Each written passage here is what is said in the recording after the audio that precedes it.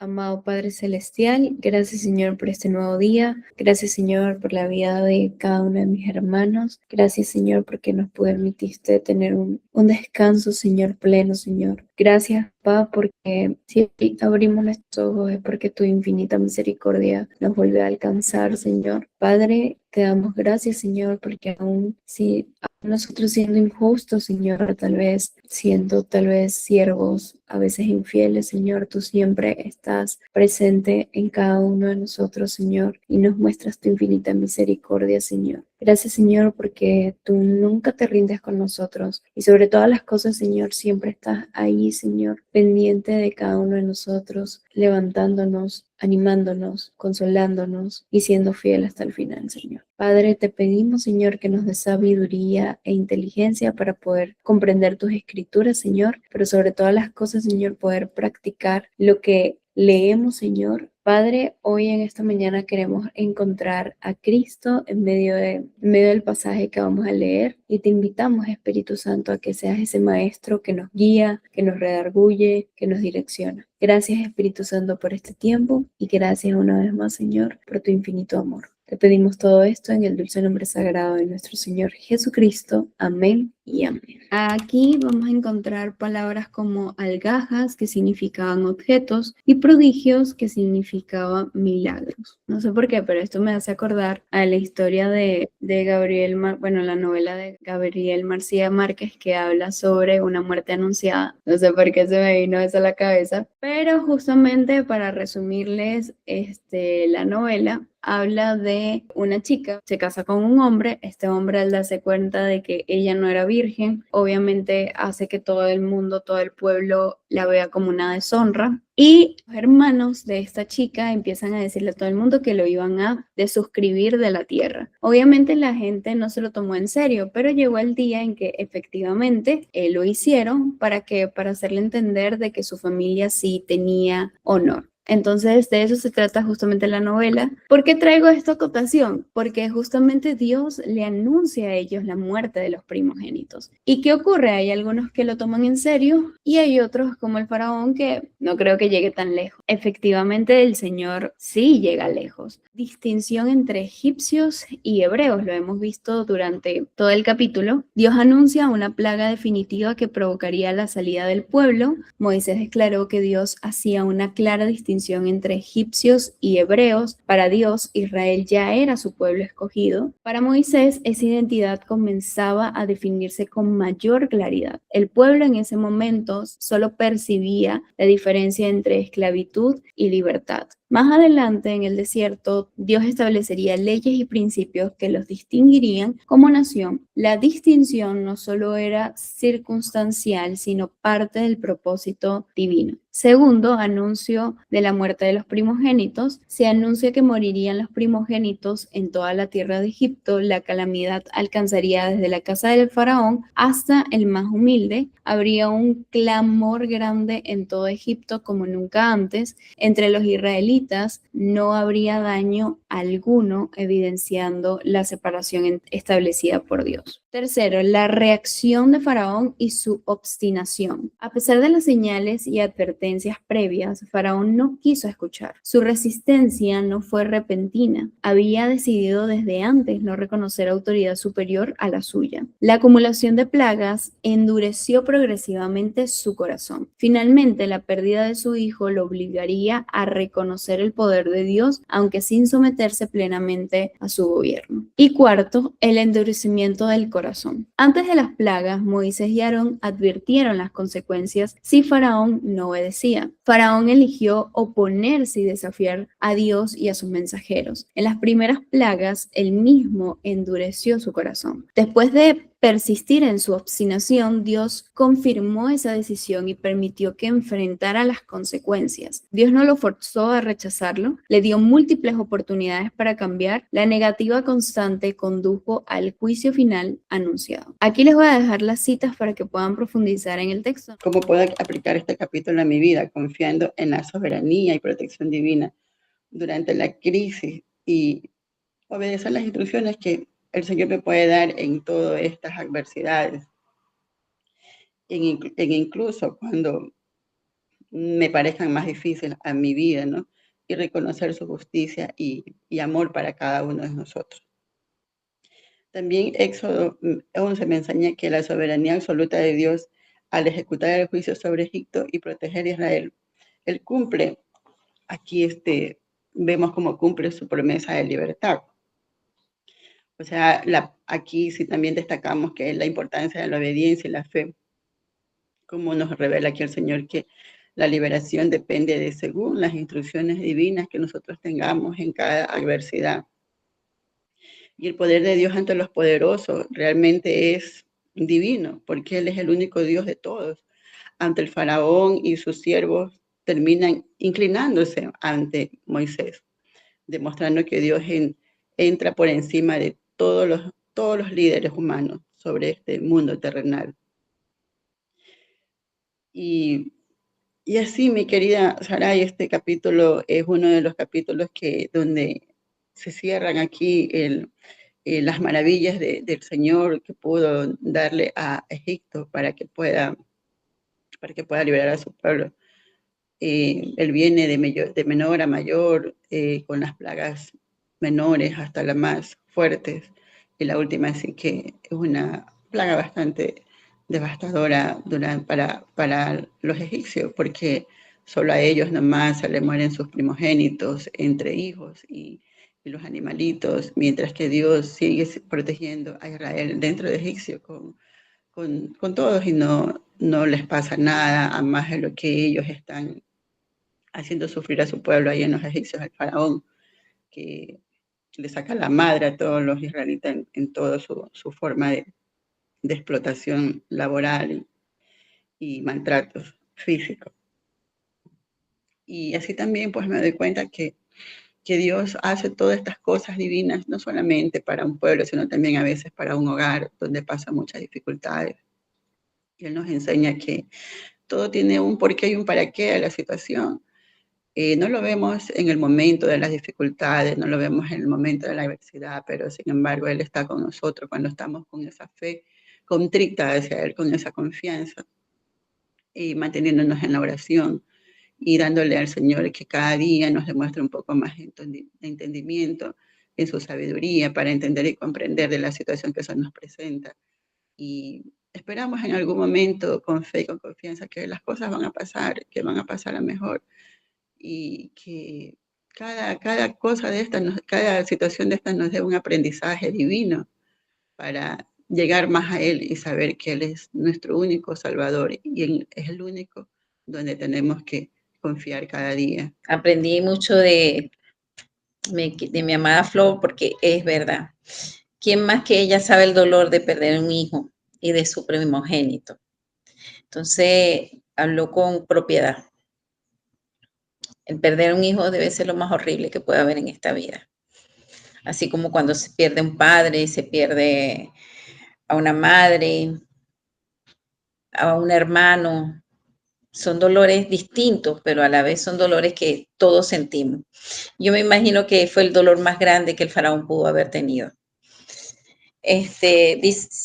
Según lo que yo leí, fue en Egipto, en la tierra de Gosén, donde residían los israelitas antes de su partida al desierto de Sinaí. Puede ser que fue durante el reinado de Ramsés II. Antes de la institución de la Pascua salieron ellos, porque ellos celebran esto precisamente debido a que ellos salen de la esclavitud. Por eso esa fiesta que ellos celebran. Dios hizo una diferencia entre Egipto e Israel bajo el marco de la sangre. A pesar de la calamidad, el corazón del faraón sigue duro. Moisés advierte a Faraón que sus propios siervos rogarían que los israelitas se fueran. El capítulo muestra la paciencia de Dios, que agota todas las oportunidades antes del juicio y la liberación de su pueblo oprimido. Fue un ataque contra el panteón de egipcio. Yo busqué rapidito, ¿verdad?, en internet, y dice que ellos adoraban un dios que se llamaba Isis. Isis era la protectora de los niños. Y esto fue contra el propio faraón, quien era considerado como un dios viviente. Al morir su primogénito, se demostró que el heredero al trono, visto como el futuro dios del sol, no era divino ni mortal ante el poder de Yahvé, o sea, de Dios. Esto también nos muestra que Dios controla no solamente la naturaleza. Podemos verlo en la sangre del río Nilo, en la rana, en los piojos, las moscas, el ganado, las úlceras, el granizo, las langostas, las tinieblas de la muerte y la muerte de los primogénitos, sino que tiene autoridad sobre la existencia humana. Según dicen que fue debido al decreto previo que había hecho el faraón años antes, ¿verdad? Cuando hubo el asesinato de los niños, que mataban a todos los niños en el río Nilo. O sea, y también, o sea, no es simplemente que no, el Nilo se volvió sangre. Sí, el Nilo se volvió sangre también por todos esos niños israelitas que murieron allí. Entonces el Señor dice acá, ojo por ojo.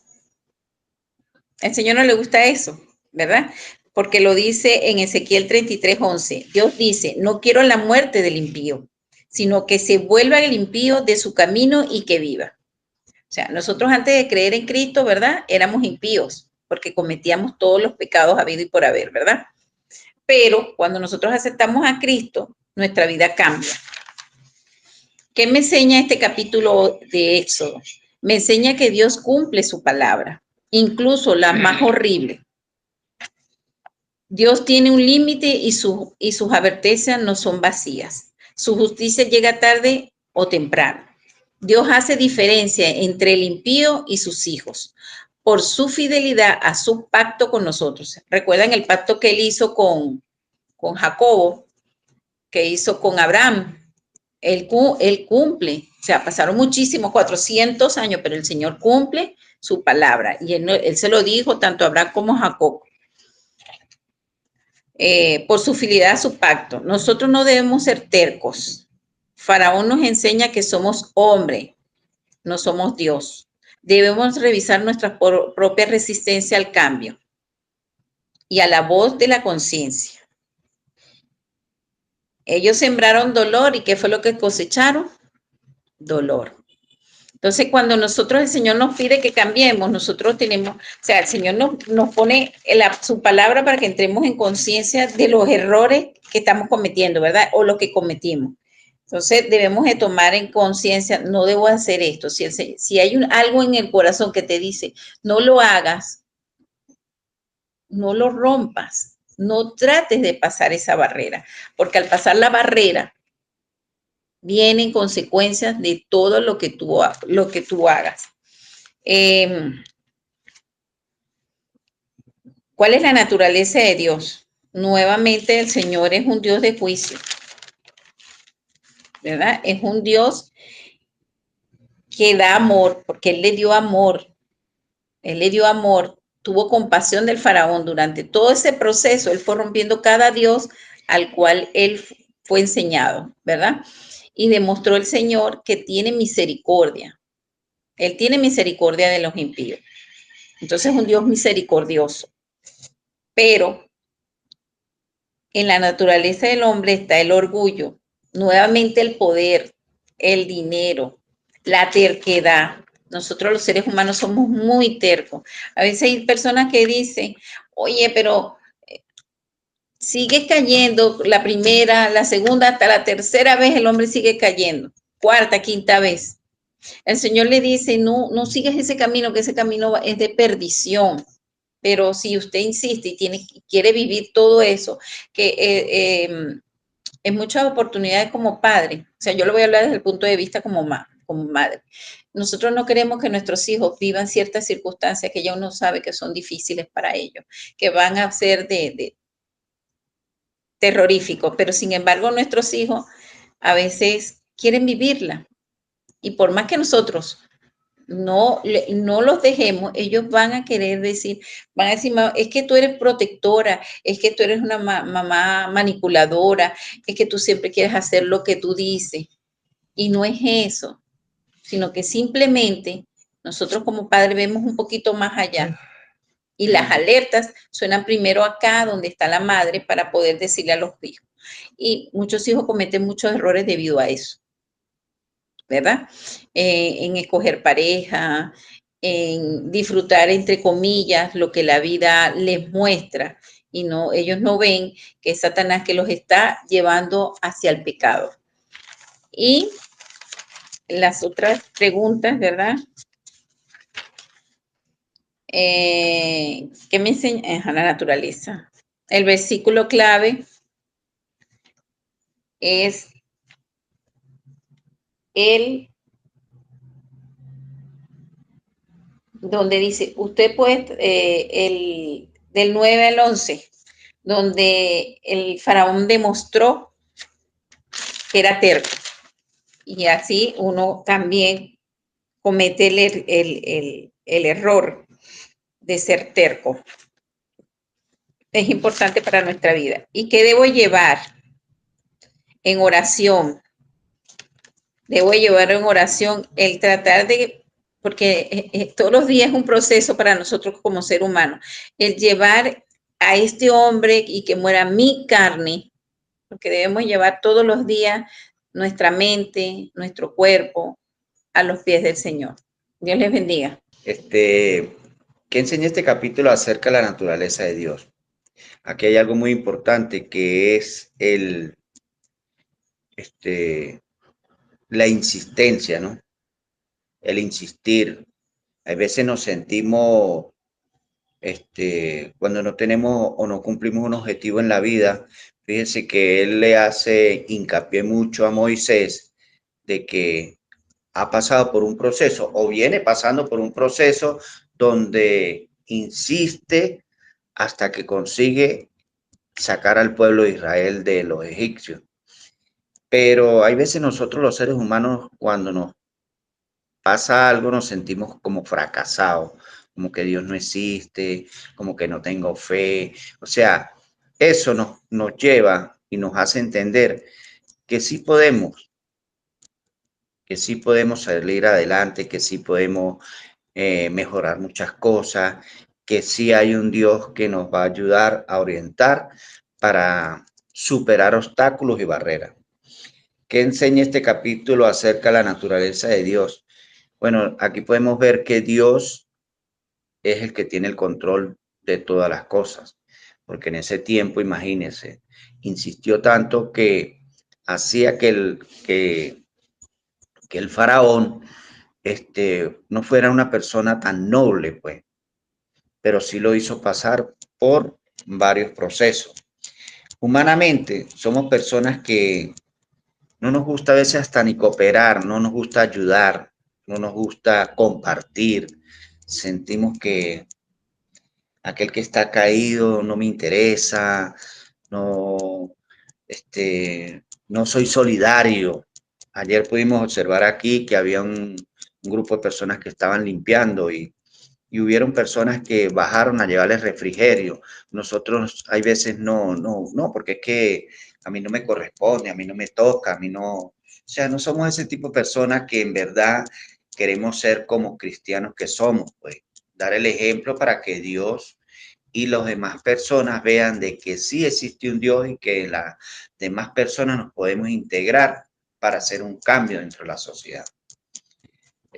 Lo otro es, ¿cómo puedo aplicar este capítulo en mi vida sin dejar de cambiar? Sí, debo de insistir, de mejorar, de ayudar, de compartir, de dar como lo hizo Dios con Moisés y Aarón, que insistió para que todo cambiara. Entonces aquí el versículo clave que de verdad a mí me llama mucho la atención. Y dijo pues Moisés a Jehová, ha dicho así, a la medianoche yo saldré en medio de Egipto. O sea, aquí hay algo que nosotros como seres humanos a veces nos vemos derrotados, pero cuando insistimos, hay algo que nos avisa a nosotros como que sí, vamos, que sí se puede, vamos a salir adelante. Que es el Espíritu Santo el que nos llena y nos da esa fortaleza para mejorar. ¿Cuál es la última pregunta? ¿Qué debo llevar a los pies de Cristo? ¿Qué debo llevar a los pies? Oración.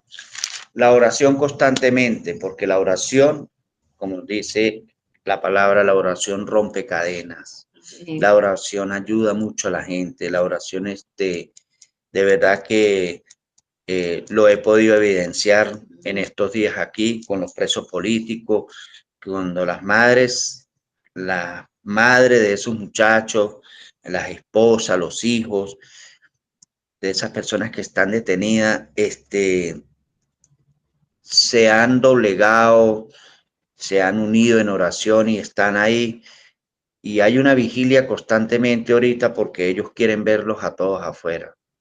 Y lo que los ha ayudado a ellos, a pesar de todos los golpes que han llevado, tanto los familiares como los que están privados de libertad, es la oración que los ha ayudado a sustentar y a mantenerse de pie de lucha. Y esto me refleja mucho porque es la insistencia que hay, como lo hizo Dios ante el faraón. Aquí lo podemos evidenciar, personas que no tienen ningún poder político, que no tienen ninguna fuerza, que no tienen ayuda de nadie, solamente la palabra de Dios es la que le está dando a ellos esa fortaleza y esa fuerza y esa esperanza, porque sí vamos a salir adelante. Sí. Gracias y muy buenos días, el alumno de la Biblia, Alton Alfabaldur Sánchez Ortega. Bueno, en este capítulo lo que lo que yo puedo ver es que Dios anunció cuando hay muerte, y no solamente lo vemos en este capítulo, sino que a lo largo de lo que es en el Génesis también vemos. Por ejemplo, en Génesis 2:17 les dijo a Adán y a Eva, no coman de este fruto porque ciertamente el día que coman morirán. También vemos cómo a Noé le anunció que iba a destruir en este caso la tierra con un diluvio. Y en el caso también de Abraham le dijo, incluso a Lot también le dijo que iba a destruir Sodoma y Gomorra que los iba a destruir por la maldad, por el pecado, ¿no? Entonces Dios les anunció para que ellos, más que todo para que se pudieran arrepentir, para que se pudieran acercar a Él. Y eso fue también lo que Él quería hacer con Faraón. Dios le anunció y le dio 10 oportunidades para que el Faraón se pudiera arrepentir. Sin embargo, el Faraón esperó hasta la última plaga, que fue la de un hijo, o sea, la muerte de su primogénito. Y eso me pone a pensar de que muchas veces nosotros esperamos a que algo suceda en nuestras vidas para que podamos ahí recién abrir nuestros ojos y nos demos cuenta de que estamos haciendo mal. Siempre esperamos que nos pase algo malo. Tal vez no puede que sea necesariamente la pérdida de un hijo, pero por ejemplo, digamos, no sé, con otras cosas podemos llegar, o sea, que nos sucedan algo y ahí sí recién nos damos cuenta, no sea, Señor, he estado equivocada, he estado siendo terca. Aparte de esto, también ella con la muerte de lo que es el hijo, ¿no? Me enseña de que no tengo que dejar, o sea, muchas veces, por ejemplo, a ver, yo le digo porque yo hace unos meses yo perdí a mi tía. Y yo me ponía un poco mal porque yo decía, Señor, o sea, yo casi me he criado siempre lejos de mi familia, o sea, lejos de mis abuelos, de mis tíos y de mis primos. Siempre he pasado, no he estado en mi ciudad natal como tal, solamente nací ahí, pero me crié más en otras ciudades. Entonces yo siempre o sea, tenía esa separación con mis abuelitos. Y yo decía, o sea, yo cuando murió mi tía, yo decía, Señor, no tuve ni siquiera la oportunidad de, aunque sea, despedirme con mi tía, porque no alcancé a llegar a tiempo. Entonces, esto me enseña de que con las personas que están vivas tengo que ser una persona presente. Por ejemplo, con mi mamá, con mi papá, con mi hermana. Y algo que también siento que Dios me ha estado hablando en toda esta semana, no solamente en este capítulo o el día de hoy, sino, por ejemplo, en el caso de mi novio, el día de ayer me decía, tienes que pasar tiempo con tu papá. Yo sé que tu papá le engaña a tu mamá, pero no por eso tienes que, por ejemplo, no irlo a visitar, o por ejemplo, tener eso de que ¿cómo se podría decir? O sea, ese rencor. Entonces, en este capítulo es como que Dios me está diciendo, quita eso. Pasa tiempo más que todo con tu papá, porque yo por lo general tengo más confianza con mi mamá y todo, pero es un anhelo eso de, por ejemplo, de que mi papá esté aquí, me explico, o sea, de que mi papá venga, pero no tengo que esperar a que mi papá venga, sino que yo tengo que ir, o sea, ya si mi papá no viene, o sea, ¿por qué yo no puedo ir allá? O sea, no esperar a que yo recibir, sino que también recibir, o sea, darle eso a mi papá. Entonces, esto siento que Dios me está hablando, me ha hablado en toda esta semana. También me enseña de que en el caso de mis abuelitos, no, por ejemplo, llamarles. Por ejemplo, en el caso de mi tía, yo no la llamaba constante, pero la última vez que yo la llamé a mi tía, o sea, mi tía estaba demasiado alegre. Yo me acuerdo que ella era demasiado, o sea, estaba ese día demasiado alegre. Y eso, o sea, me enseña de que no tengo que esperar hasta, ya, porque muchas veces esperamos cuando muere un familiar y nos damos cuenta de todo lo malo que hemos hecho. Hicimos, pero ¿por qué no pasé tiempo con ella? ¿Por qué no le llamé? ¿Por qué tal cosa? Y nos arrepentimos. Pero ya no la tenemos esa persona. Sin embargo, tenemos a, por ejemplo, nuestros padres, a nuestras hermanas. Y podemos hacer con esa, podemos cambiar lo que no hicimos con esa persona y hacerlo con las personas que tenemos en nuestra familia. También, bueno, lo que puedo aplicar en mi vida, pedirle al Señor que me ayude a quitar lo que es mi terquedad, a quitar si es un poco de rencor que hay en mi corazón. También aprovechar, ¿no? De que mi familia está, o sea, aprovechar a mi familia ahora, vivir el presente y también ser una hija presente y cariñosa. ¿Por qué cariñosa? Porque mi mamá una vez me comentó que a lo largo que pasó todo esto, mi mamá me dijo, tú antes eras cariñosa conmigo y ahora ya no lo eres. Y por lo general es así, que cuando viene mi mamá, casi yo no la abrazo, casi sí hablo con mi mamá, pero más estoy como que un poco sola. Y mi hermana también me ha dicho lo mismo. Entonces, en base a lo que me han dicho, cambiar y mejorar. Así es, Emi. Gracias, Emi, por compartirnos tu reflexión. Qué valioso todo lo que hemos podido profundizar. Pero lo que yo puedo decir de lo que me enseña este capítulo acerca de Dios es que Dios pone a la disposición del pueblo hebreo a los egipcios. Le da gracia para que este pueblo que desde ya les tenía respeto, les proporcione plata, oro y vestidos. Todas estas cosas les servirán más adelante. Y eso me lleva a la reflexión de que Dios nunca nos va a sacar de un lugar con las manos vacías. ¿Cómo lo puede descubrir? En Éxodo capítulo 3:21, el Señor, mientras hablaba con Moisés, le dice que Él espera que su pueblo no salga con las manos vacías. Segundo punto, Él siempre nos va a encontrar. Él encontró al pueblo, no el pueblo lo encontró a Dios, sino que Dios constantemente estuvo buscando a este pueblo y cuando nos saque de nuestra esclavitud podamos adorarlo en el desierto, que conjuntamente se volverá ese lugar un tiempo de preparación. Aquí veo una palabra, ¿verdad? Que vemos gracia, la gracia se repite constantemente tanto en el Antiguo como en el Nuevo Testamento, pero hay algo que me llamó la atención. Este tipo de gracia que vemos a continuación se escribe en el Antiguo Testamento con la palabra kem. Significa es favor otorgado por decisión de Dios. O sea, Dios le otorgó ese favor, esa gracia al pueblo de Israel. ¿Para qué? Para que los egipcios pudieran acceder a darles tanto oro, plata y vestidos nuevos.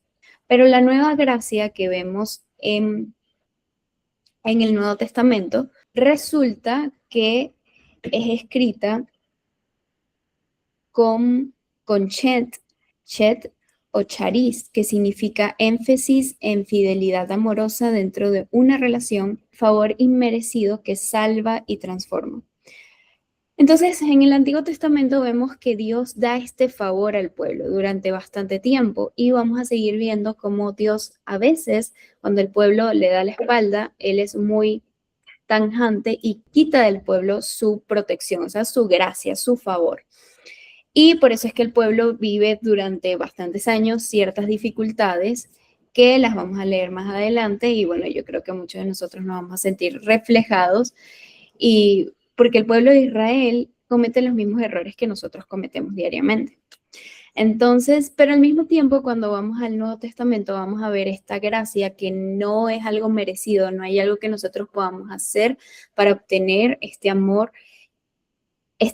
incondicional de Dios. O sea, no hay ni obra, ni manera de comportarnos, ni manera no sé, de pensar. No hay nada que nosotros podamos hacer para poder pagar este amor. No, este capítulo en sí nos habla muchísimo de ese amor que no fue merecido, pero aún así el Señor decidió justificarlo hasta el fin.